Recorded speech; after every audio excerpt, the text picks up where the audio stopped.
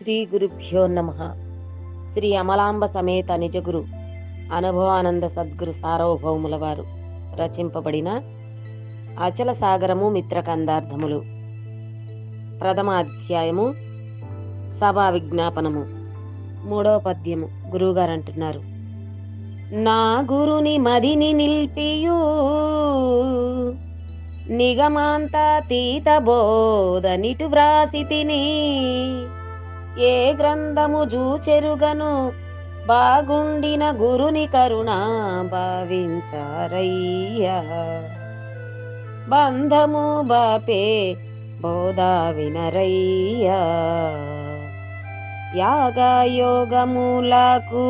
యజ్ఞ క్రతువులకు నిగమా శాస్త్రములకు నియమా నిష్టలకును తగదు తను తెలుసుకొనుటకు నిగమతీత గురుని చేరక, పగలు వగలు మాని గురుని పాదముల నెర నమ్మి కొలచి